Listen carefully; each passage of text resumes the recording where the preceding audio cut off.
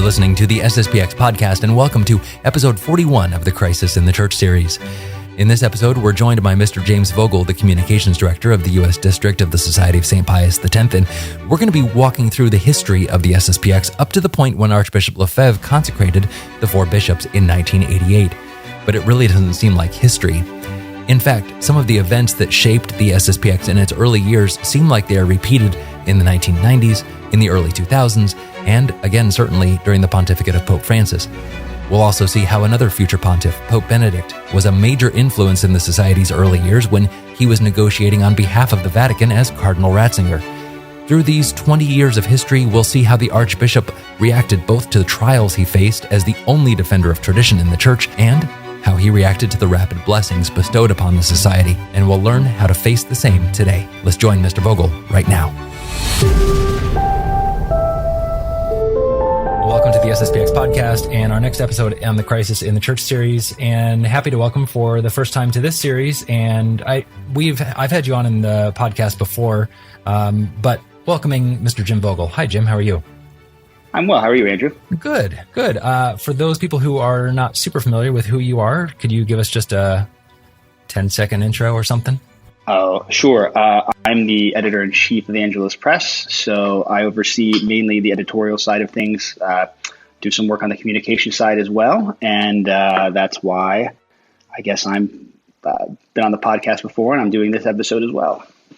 Fantastic. Well, yeah, we are having a layperson on this podcast for the first time, and it's not because there were no other priests who were available to do this episode on the history of the SSPX, but you have given this talk or a talk like this or this sort of a interview many times before. So it's kind of old hat for you, and you have a lot of the details. So we figured it would make sense for you to join us.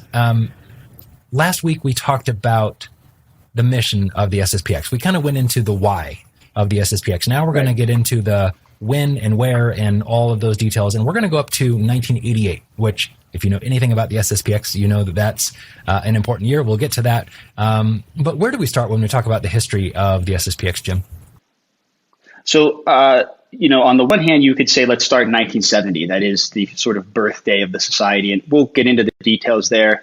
I'm going to start a little bit earlier because, as Father Reed mentioned last week, there's this period of time where Archbishop Lefebvre has resigned as the Superior General of the Holy Ghost Fathers. That's 1968. And then the Society of St. Pius X is founded in 1970. So you have this kind of 2-year gap. And I think it's useful or profitable to look at those 2 years because they do shed some light on why the Society was founded and really what Archbishop Lefebvre was doing in that 2-year period. So if you don't mind, let's start in 1968. Let's start at the resignation of Archbishop Lefebvre from the Holy Ghost Fathers, and then we'll kind of go from there, if that makes sense. And by the way, I think I could mention this at any point, but most of this is stolen from Angelus Press books, which I encourage everyone to read. There's only so much we can cover in one podcast, so this is going to be a very high-level look at 1968 to 1988. And so I can mention the books at any time. Certainly the biography, or I should say biographies of Bishop Tissier at this point are invaluable. The Apologia trilogy of Michael Davies. And I would also recommend, because we're going to talk about the 1970s, this, as far as the Archbishop's works go, it's probably one of the lesser known titles. It's a book called Vatican Encounter. It's really a book length interview that we publish. It was done in 1976. It sheds a lot of light into this period of time we're discussing. So I do recommend all of those, and I guess I'll start from there. Those are where you want to go for more details. But so 1968, Archbishop Lefebvre retires. He's 63. Which is fairly young in the world of bishops. And his only formal job at this point in Rome, he's actually a consultor to the Sacred Congregation for the Propagation of the Faith. In fact, his main sort of job is he's in charge of he's in charge of the group that's responsible for catechisms in Africa, for obvious reasons considering his past. It's actually a post he holds all the way through 1972. So even after the Society of St. Pius X is founded, he continues to hold that job. But as Bishop Tissier notes in the biography, he's kind of eager to do more than just this, right? He's got a little bit of life left in him. So his time is mainly his own, and he has, more or less two ideas that are in his mind. He's, on the one hand, he's got these friendly bishops that he worked with primarily at the council, conservative bishops that were interested in fighting the progressive movement through the media. So journals, bulletins, newsletters, things like that. And then, of course, the thing that was most dear to his heart, what Father Reed talked about last week, the idea of an international seminary. So you have, on the one hand, he does start with about 30 friendly bishops. He starts a multilingual bulletin for bishops, and in his words, to help take practical measures against progressivism and in favor of a sound interpretation of the council. And this will evolve into an international information service for the traditionalist press. He had contacts all across the world, England, Spain, France, and elsewhere. But really, it was the seminary that was sort of dear to his heart. In fact, there was a fellow Holy Ghost father, Father Michael O'Carroll. He was something of a confidant to the Archbishop. And Father O'Carroll later recounted that the Archbishop said to him, "If ever I have to leave the congregation," the Holy Ghost fathers at the time, "I will found a traditional seminary, and in 3 years, I'll have 150 seminarians." It's pretty close, actually, to what happens. But, So anyway, there are some attempts in this time period, 1968 to 1970, attempts to start a journal among the but things are getting a little too delicate for most of the bishops, and his friends among the episcopacy gradually sort of drop away. And then there are these sort of charming things. He's trying all these things. In 1968 and 1969, he actually rents a little storefront in Rome and tries to run a bookstore, a multilingual international bookstore for good Catholic books. And that doesn't really pan out either. But what was successful, in 1969, there were a lot of fledgling journals at the time around the world, different languages, and he calls a sort of Congress or summit in Rome. This is March of 1969, and I think he has 37 journals represented from 14 countries, which shows the kind of moral authority that Archbishop Lefebvre had at the time. And so he's calling together these, and these would not be traditionalist journals. These are just Catholic journals, and maybe he knows the publishers or the authors, and he's trying to call them together. And what is he trying to do? Trying to get them to... These are largely, I guess you would call them traditionalist journals, right? These are journals that were founded in the wake of the council, different languages, different people. A lot of them were lay run. And so from what it seems, it was sort of a strategy session for Archbishop Lefebvre to get everyone working together. Resources were scarce. People were still trying to figure out. And keep in mind, this is still before the new the new mass is coming clearly, but the new mass hasn't been promulgated yet. So there's a lot of different angles that were at play there. And you'll see, I'll lead into this actually, because it's probably the most significant thing that he does, Archbishop Lefebvre, in this period as far as organizing people. And that's we know it colloquially as the Ottaviani intervention, the short critical study of the Novus Ordo Missae.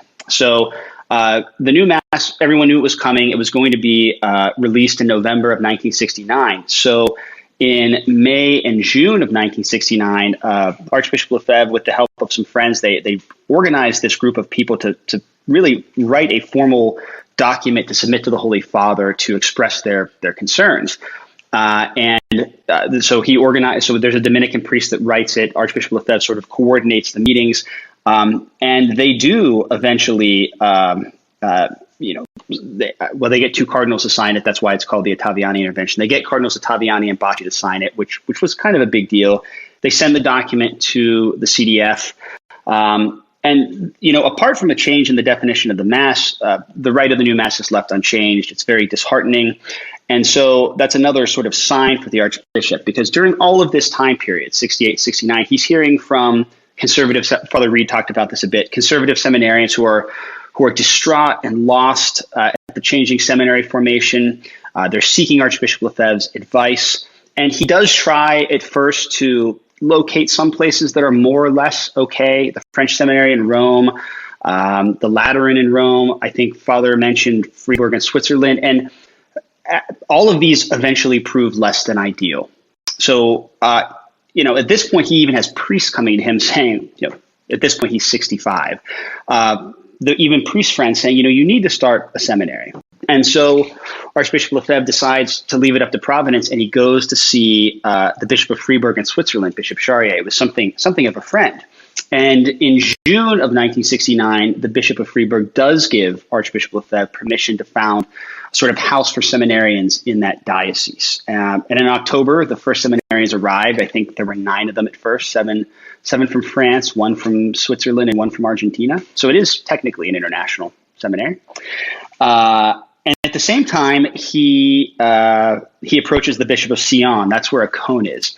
And he approaches that bishop about maybe a year of spirituality, or ideally even a full seminary. So in May of 1970, now we're getting close to the actual birthday, May of 1970, the Bishop of Sion does approve a preparatory year at Acon. And in July of 1970, Archbishop Lefebvre drafts the statutes for what will become the Society of St. Pius X. August of 1970, the Bishop of the Bishop of Freiburg authorizes the foundation of an international seminary. It was all formalized on November 1st of 1970, which is, as I mentioned, that's the birthday of the Society of St. Pius X. Father Reed mentioned it, but I'll repeat it because it's worth repeating. The purpose in the statutes is very simple. The charism was to maintain and defend the Catholic priesthood and everything that pertains to it, which obviously includes a traditional seminary formation and, of course, the traditional Mass. And so this, so this all starts November 1st, 1970. It seems like things are going pretty smoothly at this point, but we all know that there are problems coming. When do you start to see some issues or some difficulties arising? Yeah, so they kind of start from the beginning, even if they're lower level at first. And probably the first thing, which is purely, let's say, practical or personal, is that Bishop Charrier, the bishop who gave Archbishop Lefebvre permission to found the society, he resigns shortly after doing so, which it had nothing to do with the society as such, but the new bishop was not as fond of the work at Acon. So that just creates a little bit of friction from the beginning. And really, the dispute centers around this question of what's called incardination. Because if you're basically a cleric in the Catholic Church, you have to be you have to belong, or technically, you have to be incarnated into a diocese or a religious order. You can't be what they call a vagus, a wandering cleric, right? You have to belong to someone. And the problem was that this new bishop refused to incarnate the members of the society into the Diocese of Freiburg, which is what Bishop Charrier, his predecessor, had been doing. And that simply meant the Archbishop had to find someone else to do that, someone else to incarnate his priests into a place. And in those days, in the early 1970, he still had enough sympathetic bishops. There were still enough friends who were willing to incarnate the early members of the Society of St. Pius X. But the Archbishop knew that, the only solution would be to go to Rome and sort of, let's say, take it to a higher level, because there's something called pontifical right, which would allow the Archbishop to incarnate clerics directly into the Society of St. Pius X. So Archbishop Lefebvre knew he had to go to Rome and ask the necessary authorities so that he would avoid all this mess that he was experiencing on the sort of diocesan level. So in February of 1971, so, we're talking about a matter of months after the society was founded, Archbishop Lefebvre goes to the Congregation of the Clergy, and there were signs of hope. Cardinal Wright, who was the prefect of that congregation at the time, even issued a decree praising the statutes of the society, but he kind of he leaves the question of incarnation to the side for the time being. But Archbishop Lefebvre sort of keeps going. He writes again in May of 1971, November of 1971, and even one of his spiritual conferences to the seminarians. And so this is about a year. This is November of 71, about a year after the society is founded. He tells the seminarians the project is being studied, but the Sacred Congregation for Religious seems to be holding back. Anyway, he writes again in February of 72, and it does seem at this point like Rome is ready to grant pontifical right to the society. But then there's this, in April, there's an American journalist who writes to Cardinal Wright and basically says, is it true that you're planning on supporting Archbishop Lefebvre's seminary? Because I'm paraphrasing, he doesn't respect canon law, and he's only coming to you because he doesn't like the way things are going out there. Now, for whatever reason, who knows if that's why, but Cardinal Wright, after this, withdraws his support. And so there was never, the question of pontifical right is then abandoned, because was clear it was a dead end. So even though the seminary was started, it's not a religious order. It's not a congregation. And so canonically speaking, the priests are in a little bit of limbo. The priests, once they are ordained after the seminary, they're kind of in I don't want to say a legalistic limbo, but how would you describe that? Yeah. So I think they are technically a religious congregation, but I think the idea was that in the beginning, these priests would come to a cone from different dioceses, get a traditional formation, and go back to their home dioceses where they were from, where they would say the traditional mass and so on and so forth. So anyway, pontifical right is abandoned, but vocations are exploding. So, and this is not just coming from Europe. This is from America, England, Scotland. There were 27 seminarians that arrived in 71 and 35 more in 1972. And so Archbishop Lefebvre now he's getting all these speaking engagements from around the world. People are curious. It's the only institutional it's the only place you can go to learn the traditional mass in the institutional church, right? And so he starts going around the world and he starts speaking. This is something that will last for many years, really, until his health declines. And I'll share. I think it's beautiful in its simplicity. There's plenty of examples, but this is from a talk he gave in 1973. Getting a little bit ahead of myself, he was asked for advice in those days, and he simply said, "Keep the faith without compromise. Read the catechisms of the Council of Trent, St. Pius X. Have confidence in God, and don't be bitter." It's profoundly beautiful. So anyway, back to the narrative. In 1972, Cardinal Taviani, his old friend, he encourages Archbishop Lefebvre to found a house in Rome.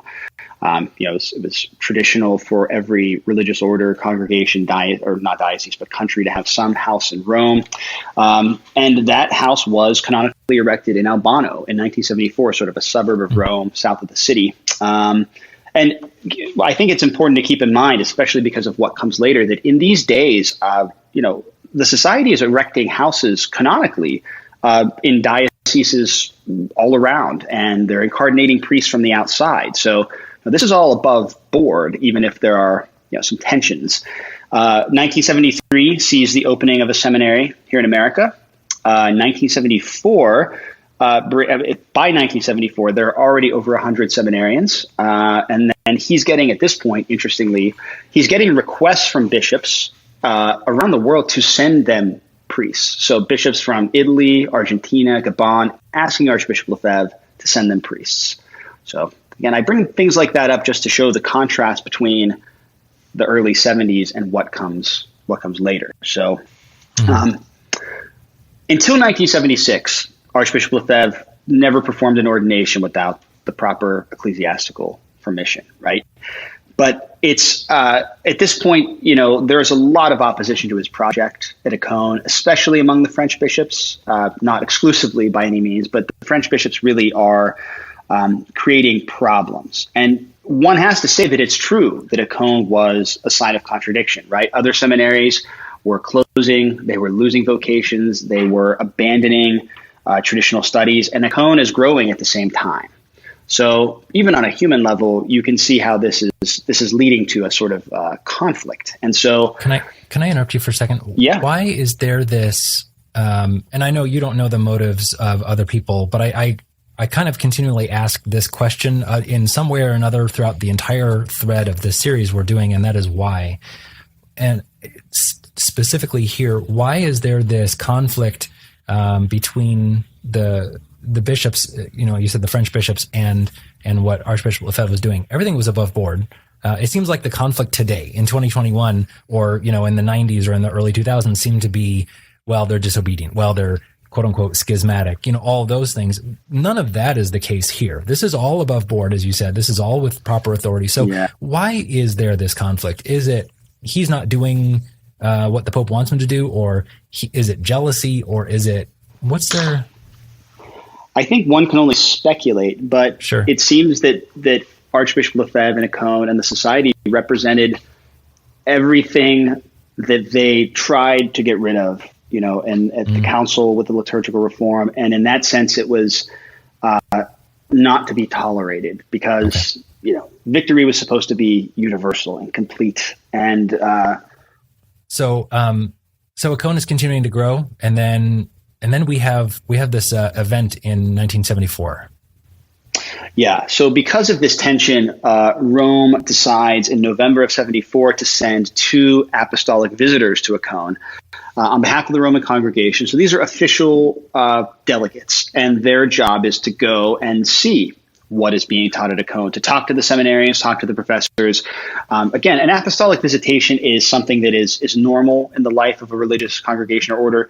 We'll see this again, an apostolic visitation, which is a little bit different, but because it involves a cardinal in 1987. But the idea is this is not in itself abnormal. But I forget if they were Dutch or Belgian, maybe one of each, but they were exceedingly liberal. And so they come to Acone and they start expressing all of these heterodox ideas, doubting the physical resurrection of our Lord, insisting that, a married clergy in the West is inevitable, truth can change. And so, they go back to Rome, they leave, and the seminarians are kind of scandalized by this, right? So, of course, Archbishop Lefebvre, he's not thrilled about it either. So this is what leads to the famous Declaration of 1974, which probably everyone has seen or heard parts of.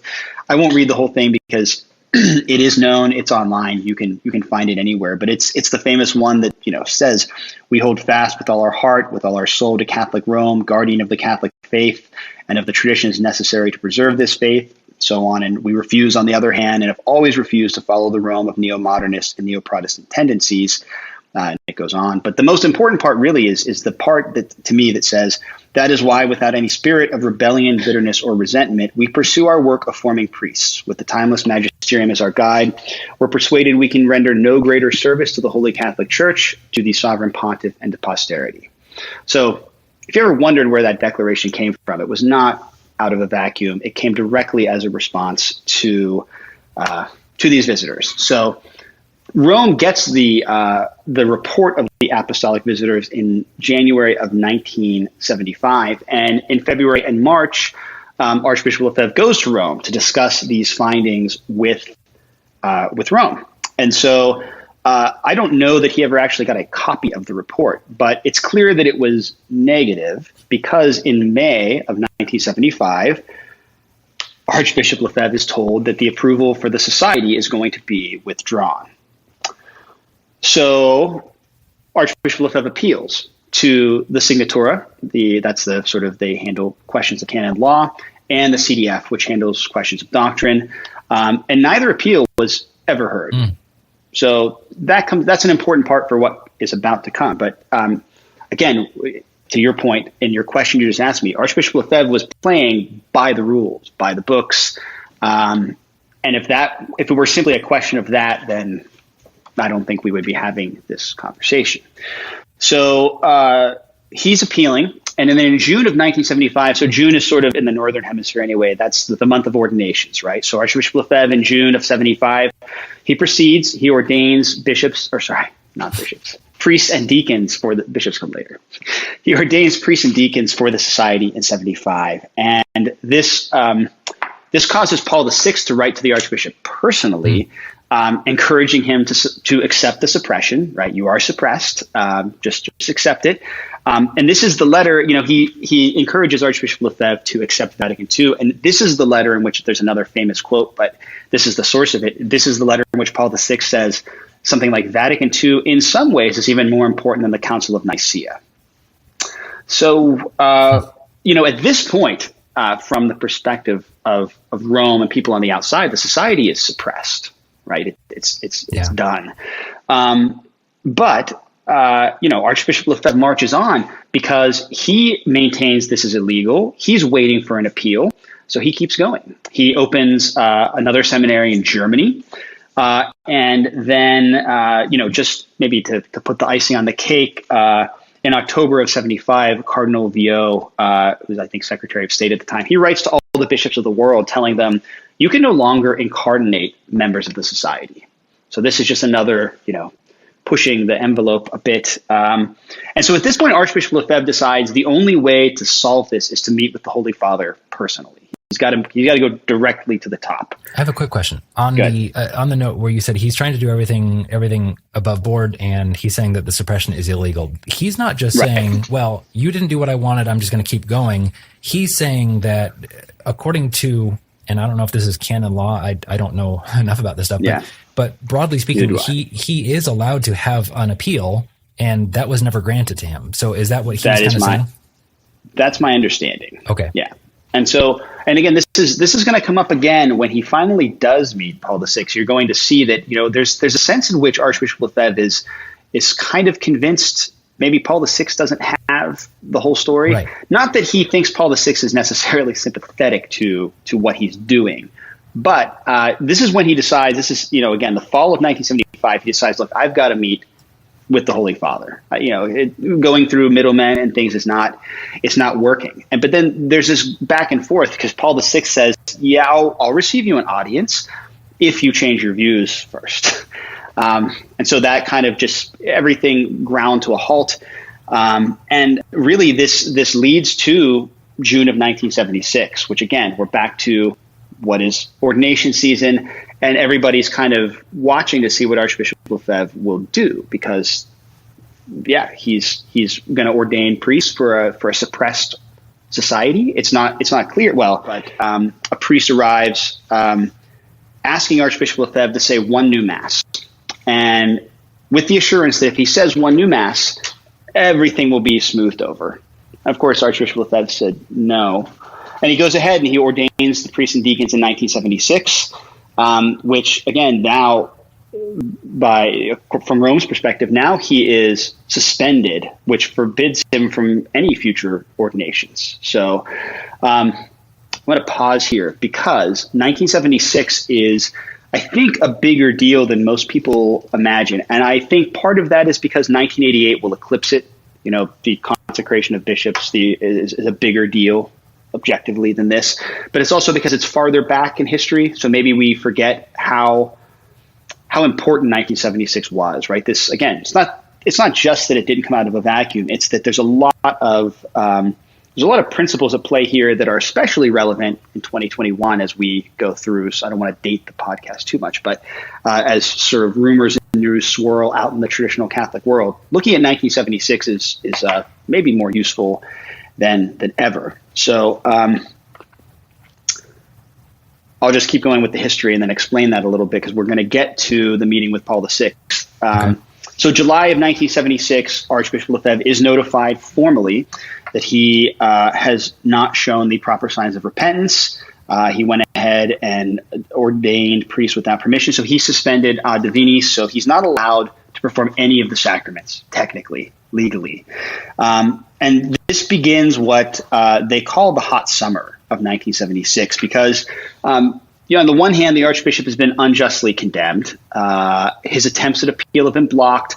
The opposition, it looks like the society has been canceled, right? Like what more can you do to the society at this point? And I think the expectation was that this is going to be the end of this group, right? We've made sure that, they're just going to go away. This is the end of this experiment.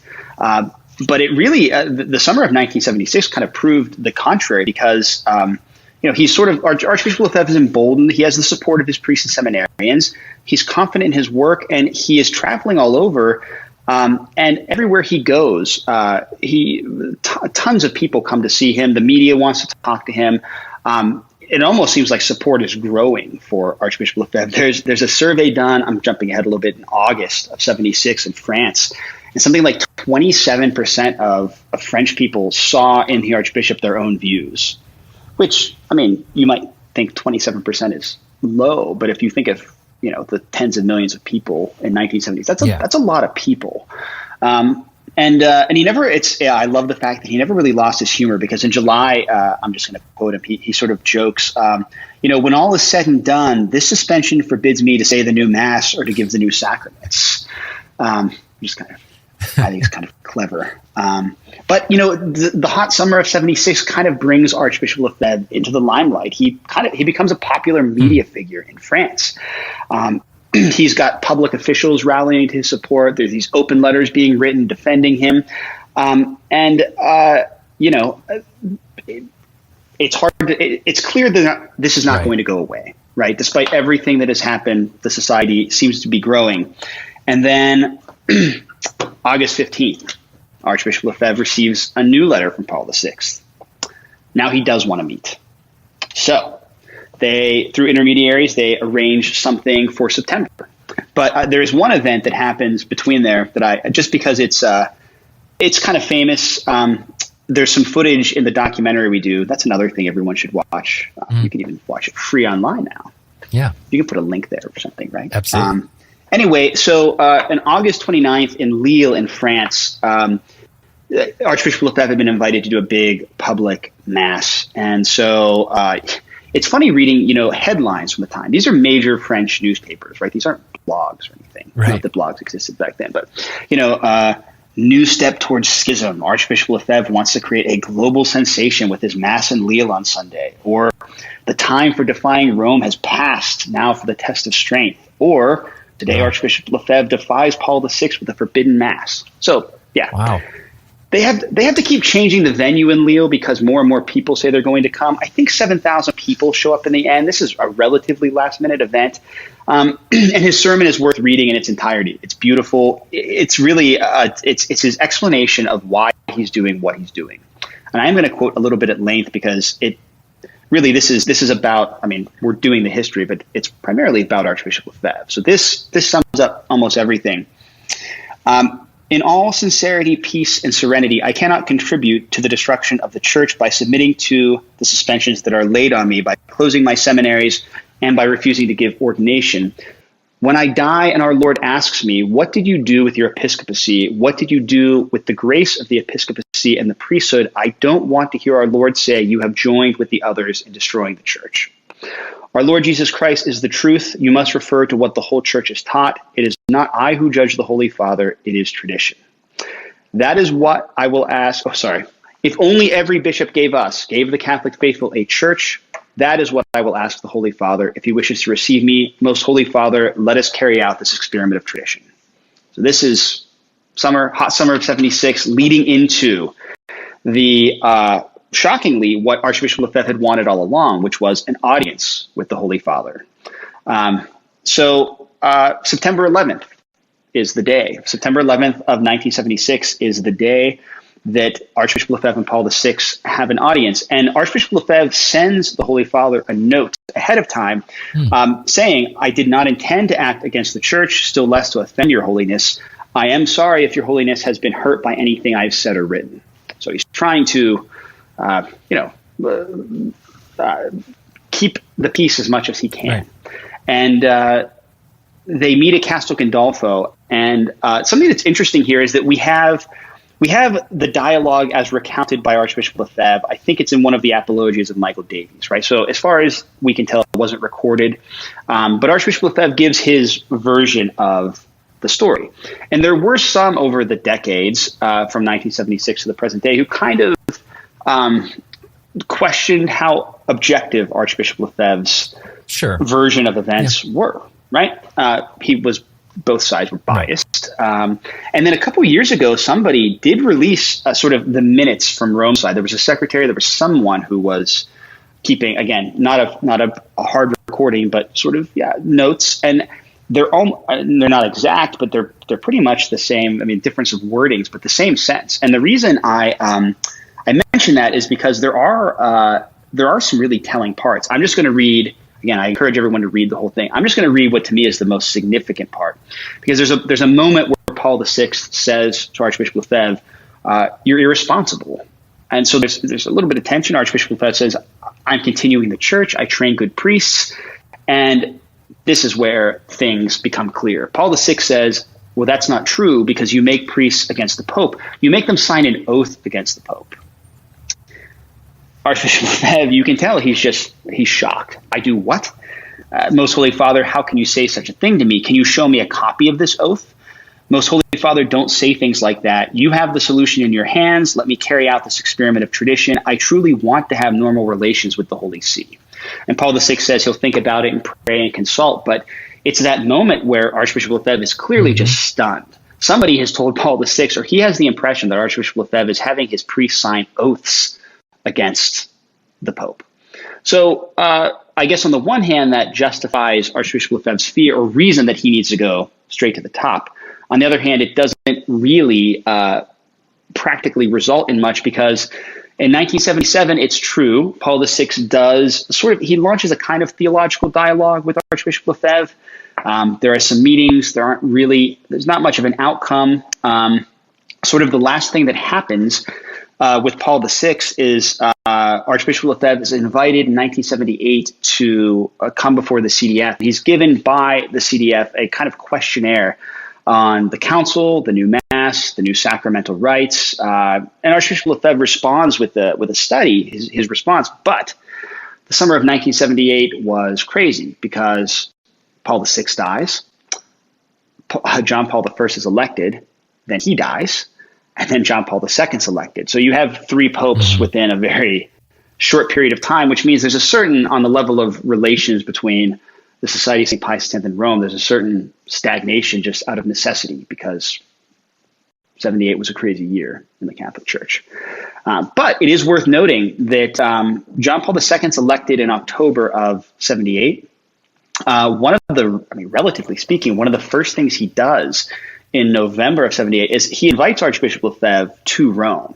So again, very early on, there's a little glimmer of hope, just because things had been so ugly under Paul VI that maybe this will be different with John Paul II. Now, we know how that plays out eventually, but in 1978, maybe this will be different. And so I'm sort of focusing on the canonical side of things, or let's say the relations between Rome and the society. I will get more to the internal things of the society in a minute, but I'll finish up here, because really there's not much on the relationship side between 1978 and 1984. 1984 is the year when John Paul II publishes the first indult, right? This is the first time since the new Mass has been introduced that there is certain permission, very restricted, as long, you could say the traditional Mass as a priest, as long as you had permission, you didn't call into question the doctrinal rectitude of the new Mass. And so, there was, this is not a quote from the Archbishop, but it's something that he agreed with. In short, the Roman indult enables those who wanted to suppress the traditional Mass to permit its celebration by those who show that they have no reason to want it. So you had to, I'm just making sure I understand the terms here. And I'm looking at the notes that you've given me beforehand, so it looks like I'm reading. Yeah. Those who requested it did not question the legitimacy and doctrinal rectitude of the new Mass. So if you, the parallels are crazy. If you want to say the old Mass, you have to get permission from your bishop, and you have to say that the new Mass is legitimate and doctrinally sound, which... Yeah, they want to make sure that you are not using the traditional. The traditional Mass isn't a sign of a deeper rejection of the sort of the project of the past 50 years, and that's why I mentioned this whole time frame is very relevant to what's going on now. But it's not the first time that restrictions have been placed on priests who want to say the traditional Mass without from Rome's perspective, any of the baggage that tends to come along with the traditional Mass. It's probably a bad way of putting it, but you understand I get it. What I mean there. Anyway, so let's maybe shift a little bit to what's happening in the society, because it is really, again, I can only scratch the surface with how much growth is going on at this time, right? So just to back up maybe a little bit, by 1977, the society has 40 priests, 150 seminarians, and 20 priories. Which, that's only 7 years of existence. 1978 would continue the society's expansion in France, and Spain, and America. I think I mentioned seminaries were opened in Germany, and then another one in Argentina outside of Buenos Aires. Far from being stagnant after the hot summer, the society is really growing by leaps and bounds. More clergy and faithful are finding a refuge in the society, in our parishes and priories, at schools. And then, of course, 1978 saw the purchase of St. Mary's College in Kansas. So that's where I'm recording from. So I think it's the biggest society prior in the world. So Oh, yes. Also, 1978 saw the founding of the Angelus Press. Also important. That's also very important. Very important. 79, again, it's a story of expansion at this point. 1979, more expansion, especially in Switzerland, Italy, and America. 1980 saw the opening of the university in Paris. 1981, Archbishop Lefebvre makes this grand tour of North and South America. Then he goes to Australia, where he establishes the society there.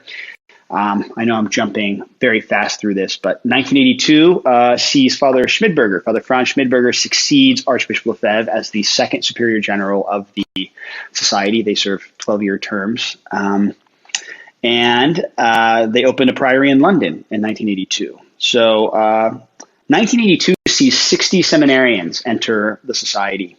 And 1983, Archbishop Lefebvre ordained 28 priests and expanded into Ireland. And by 1984, there were 140 priests. Wow. So just that's a very quick overview of sort of what's going on. And I mentioned, there wasn't much between Rome and the society between 78 and 84, but this is what's happening behind the scenes, just growth pretty much everywhere. So it keeps going. And this will be the last thing because we're going to get into some other things. But 1985 sees more expansion: France, Germany, Ireland, Mexico. Missionary expansion into India, Sri Lanka, Gabon, and Africa, where Archbishop Lefebvre had spent a lot of his priestly and missionary life. Then you have also, at the same time, even though this is about the history of the society, you have these various congregations of friendly Benedictines, Carmelites, Dominicans, all also looking to Archbishop Lefebvre for, again, a sort of safety in the storms, not sure what was going on in their own congregation. So there's a lot of groups who are working with the society at this period of time as well. So something happens in 1986, January of 1986, which will have a tremendous impact on Archbishop Lefebvre's decision to consecrate bishops. And that is when John Paul II announces that he wants to hold an ecumenical prayer meeting for peace in Assisi later that year. Even before it happened, which, with all of the scandals that entailed, Archbishop Lefebvre considered it as such, participation in non-Catholic rites, and he judged it a scandal, which it was, by allowing non-Catholics, really comes down to this, by allowing non-Catholics to publicly show their worship to false gods, what should Catholics think? And that was the basic position of Archbishop Lefebvre. So what will end up happening, and we're gonna get to that in a little bit here, is that he sees the crisis getting deeper, right? And he sees that he is getting older. And so this is when the prospect of consecrating bishops as sort of successors, even though they'll be auxiliary bishops, really starts to enter his mind seriously, because things aren't getting better. The society is growing, and if he dies, who's going to ordain the priests? Who will be there to ensure that, again, it's not just about the society, but that there's a future for the traditional Mass. Again, we live in an age where it's, at least it has been relatively common for lots of cardinals and bishops to say the traditional Mass, at least on certain occasions. Right. 1986, there's no one else, right? That was not happening. Yeah. Yeah. So so that's why, Archbishop Lefebvre is taking this very seriously, right? And again, this is there was never a question of conferring jurisdiction. That I'm sure will be talked about in the next podcast. But he sees Assisi as a kind of sign that, okay, things are coming to a head, and I've got to make a decision. Something else happens then shortly thereafter. Again, jumping ahead a little bit, because these are the two things together that really seem to push Archbishop Lefebvre to, insisting with Rome that I've got to consecrate bishops before I die. And that's this response to Rome to a dubia. So in 1985, a dubia is sort of a formal list of questions or objections or doubts. Dubia means doubts. I think. So in October of 85, the Society, Archbishop Lefebvre, had submitted to the CDF 39 doubts about religious liberty, which arguably out of all of the sort of disputed areas of the Second Vatican Council is probably the most clear, right? The difference between traditional doctrine and sort of dignitatis humanae is clear. So again, he did what he was supposed to do, right? They send a formal objection to the competent authority, the CDF, and they list, these are 39 questions we have. We don't know how to reconcile these. And it takes a long time. It's not until March of 1987 that Archbishop Lefebvre gets a response from the CDF. And we do, by the way, this is available in English. We publish it under, this is going to sound like this is all about promoting Angelus Press books, but it's published under the name Religious Liberty Question. So it's a little bit more on the academic side. It's not an easy read, but if you want to see what was sent to Rome, you can read that. Now, I mean, it's funny because the response from Rome does admit that the new doctrine on religious liberty, in its own words, was incontestably a novelty. It did claim it was the outcome of doctrinal development, which is, an argument that others have taken up since then. But, it's July of 1987 that Archbishop Lefebvre replies. He finds the arguments of the CDF unconvincing. And this is the summer in which he publicly announces his desire to consecrate bishops. Right. The only bishop, of course, who lends his support is Bishop de Castro Meyer in Brazil, who is retired at this point, but still he's the only bishop who's willing to publicly at least support. And he does come in 1988, and not to spoil next episode, he does. Right. I think everyone knows he does come and participate in the episcopal consecration. So, this leads. So again. You kind of see this pattern. It's unfortunate that, there are attempts to, get to Rome to talk to the appropriate authorities. And sometimes those are stymied. Sometimes they end up getting cast aside. So what happens again in July of 1987 is that Cardinal Ratzinger invites Archbishop Lefebvre to Rome after seeing this announcement that he's going to consecrate more bishops.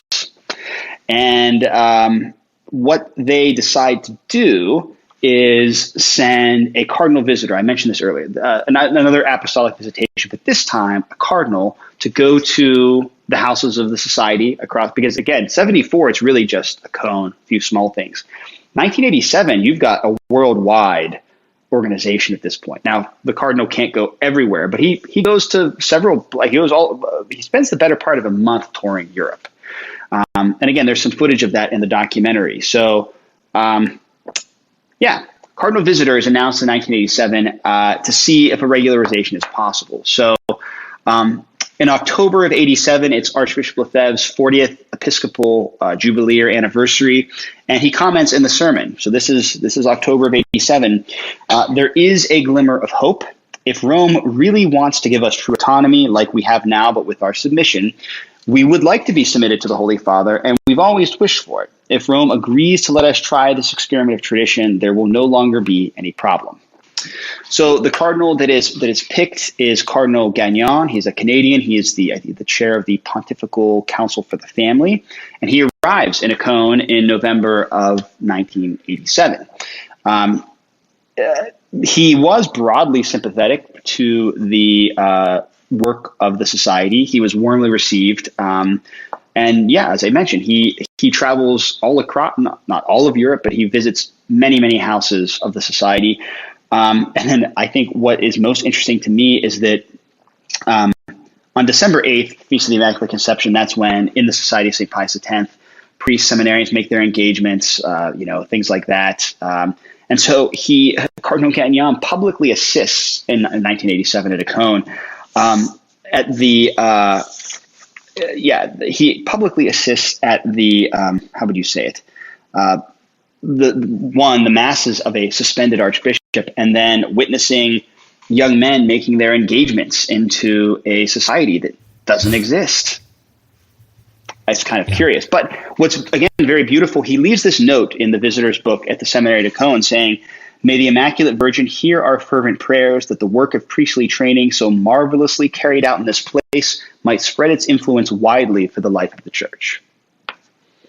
That is a different reaction than the society had in 1974. So again, as Archbishop Lefebvre said, a glimmer of hope. Okay, January of '88. So I'm just going to lay the groundwork for the consecrations here. I'm not going to get into the consecrations at all, but just to let you know what leads up to this. In 1988, in January, Cardinal Gagnon makes his report to the Holy Father. Again, apparently it was favorable. I don't think we ever got a copy of it, but judging from what they talked about when he was there, judging from the note he left, it would be strange if it was hostile after that. But there's still really no concrete news coming. So it's February of 1988 when Archbishop Lefebvre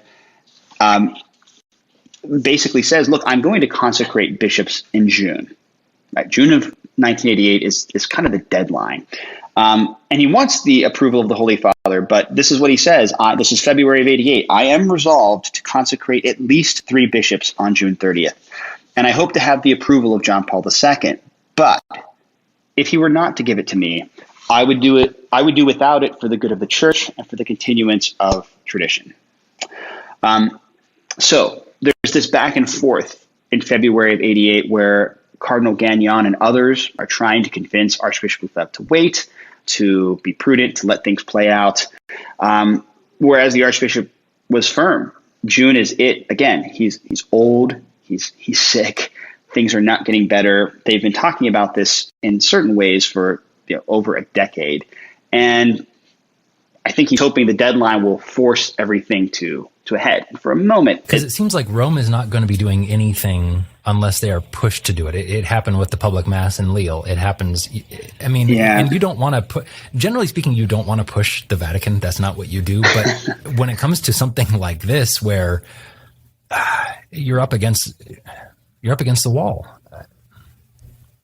Yeah, I'm not trying to put motivations in the Archbishop's. No, it's true. Motivations to him, but no, it's true. But as he alludes to in that quote I read earlier, the duty of state of a layman is different than the duty of state of a priest, which is different than the duty of state of a bishop. And so I think it's easy to play armchair quarterback on a lot of theological issues. But I think that's one of the things we need to remember is that he had a different duty of state than you and I. I mean, we can do podcasts all day, and that's fun. But we don't have the burden, the responsibility of being a bishop. So June 30th it is, and there's this back and forth in February of '88. But Archbishop Lefebvre is convinced, we've got 4 months at least to settle this. I mean, everybody knows more or less where everyone stands. None of this is really new. I think that's more or less his position. There should be no reason to delay it past June. March, Cardinal Ratzinger says, okay, well, let's get together and basically exchange views. Let's try to get to a concrete proposal. And he asks both sides, so to speak, I hate to put it like that, but to bring one canonist and one theologian, and Cardinal Ratzinger says he'll chair these discussions himself. So these meetings happen in April of 1988, and they will lead to what becomes sort of the famous declaration of May 5th of 1988, right? In the biography of Bishop Tissier, the big one, the original one, he does an admirable job of sort of describing this part. And I encourage you to read it, one, because it's an important piece of history. Two, because Bishop Tissier was one of the 2 experts that Archbishop Lefebvre brought to those meetings. So he is writing from an insider's perspective, not just the historians or the academics' perspective. And obviously he was one of the 4 one of the 4 priests Archbishop Lefebvre decided to consecrate. So for all those reasons, you should read the play-by-play here, everything that led up to this declaration in May 5th of 1988, because you sense how complicated it was. On the one hand, there was a certain satisfaction for the Archbishop, right? He was allowed to critique certain elements of the council and liturgical reform. He was promised a bishop. But then there's still a lack of clarity on some other points, and primarily the date of consecrating a bishop. So you have this kind of strange atmosphere on May 5th of 1988 because there is an agreement in principle, but the question for consecration is left open. So what this comes down to for Archbishop Lefebvre is really a question of trust. So the morning after signing the protocol, this has been May 6th, Archbishop Lefebvre sends a follow-up letter. and he basically says, yeah, this is really, at the end of the day, the test of your sincerity. I insist on a date, and I'll quote him kind of at length because I think it's important. There's a certain narrative that Archbishop Lefebvre signed the protocol on May the 5th and then immediately retracted it on May the 6th. I don't think that's quite accurate. I think it's better to say, or more, I think it follows the historical record to say, yes, I signed the document on May 5th, and then I asked for clarity or I asked for some precision on May 6th. So I'll let him, this is what he says in his letter. The date of June 30th was clearly given as a deadline in one of my previous letters. I've given you a file concerning the candidates. There are still nearly 2 months to prepare the mandate for the bishops to be consecrated. Were the reply to be in the negative, I would see myself obliged in conscience to go ahead with the consecration, basing my actions on the Holy See's agreement in the protocol for the consecration of a bishop from within the society. The obvious reticence in your letters and our discussion with regard to the episcopal consecration of a member of the society gives me legitimate cause for concern. There's one part of that letter I want to highlight because it's incredibly important.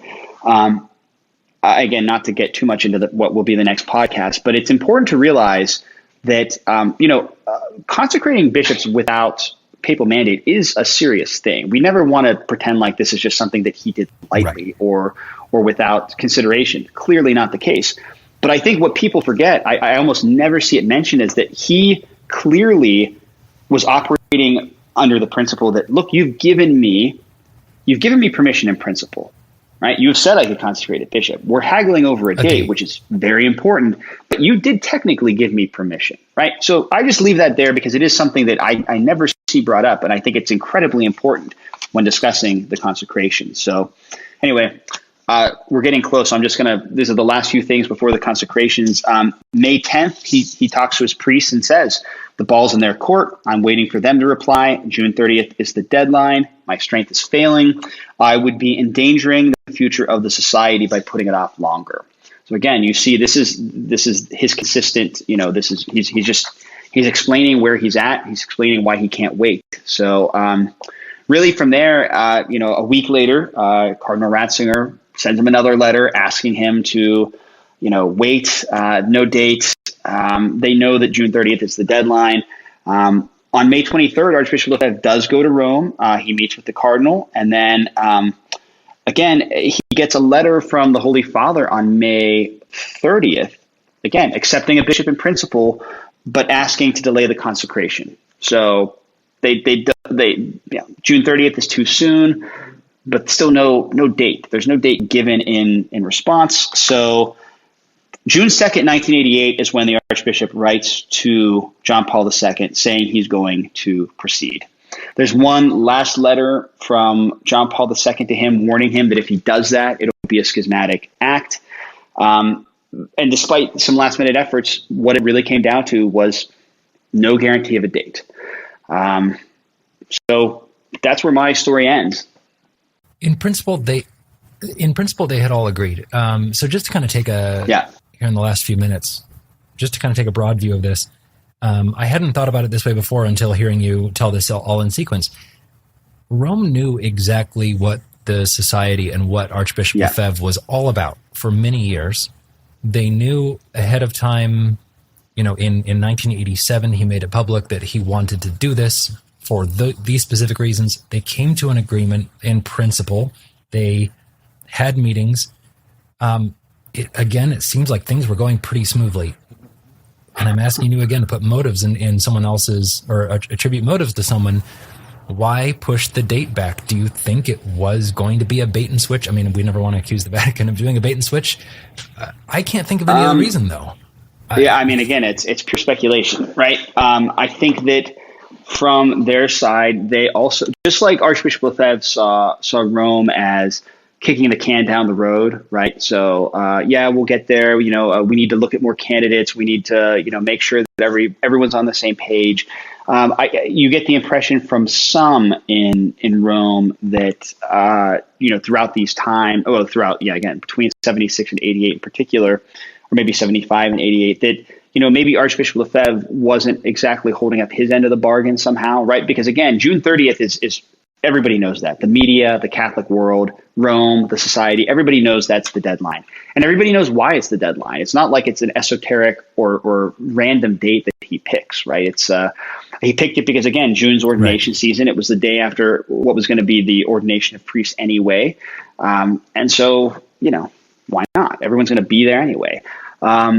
And I think especially after the May 5th protocol, Rome, I think, seemed to think that everything was more or less fixed, right? We've settled it all. We have a framework for an agreement, and I think, I don't know, they were maybe annoyed that he came back and said, I really, really want that date. But it is mysterious. It's mystifying, rather. It's not mysterious. It's mystifying why they wouldn't. If they really wanted to avoid a schism and they really wanted to avoid, what did happen. Again, just like 76, everyone assumed after 88 that the society was just done, because now you have labels like schism and excommunication, which is about as far as you can go. And again, the opposite happened. So again, motives are always the trickiest part of doing historical analysis. And you can go back and read again, in another book that you can go back, especially around 88, is a book called Archbishop Lefebvre in the Vatican, which is really not so much a book as it's a collection of documents, right? So it's I think all the correspondence that goes back and forth in this time period between Rome and the society. And that's interesting because, I guess you can read their own, you can read John Paul II, you can read Cardinal Ratzinger, and I guess you can take away whatever you want from it. But it's true that in that sense, again, I'm not trying to get into the next podcast. Archbishop Lefebvre certainly didn't surprise anyone when he consecrated bishops in 1988. One can say he made more than an honest faith effort to try to work everything out so that, he wouldn't be, put in the corner of having to do this without, the normal permissions. And three, I don't think that you can escape the fact, I'll sort of emphasize again, he had permission in principle, and that's not nothing. So, pass the baton on. It's very interesting. Thank you. And again, the parallels are striking, but our next episode, and it may be next week, it may need to be delayed by a little bit. We are still working on a couple things, but the next episode is about the 1988 Episcopal consecrations. So this was a very good lead up into that. So Jim, thank you. Oh, and we're going to be putting the notes on and links to the books that you mentioned, and other resources here on the bottom in the YouTube description and also in the podcast notes. So if you want any of that, again, I'd highly recommend checking out some of that. Jim is happy because he gets a kickback. No, I'm just kidding. Because of Angelus Press. It supports Angelus Press. Sorry. In any case, more information is there. Jim, thank you so much for your time. Thanks, Andrew. I appreciate it. It's a pleasure. Thanks. All right.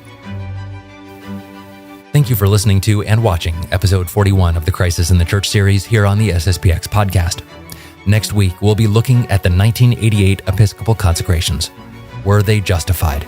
Were they against canon law? Were they schismatic acts on the part of the Archbishop or the four bishops themselves? What should we think of the response from the Vatican, the document Ecclesia Dei Afflicta? Are we far enough removed in history to make a historical judgment? We'll discuss all of those topics and more next week. Please consider subscribing to the podcast and to the SSPX News English YouTube channel so that you won't miss next week's episode or any of our future ones. And if you have the ability to set up a monthly recurring donation of $5 or $10 or $20 on sspxpodcast.com, it would help us immensely to complete this Crisis in the Church project. Until next week, thank you for listening, and God bless you.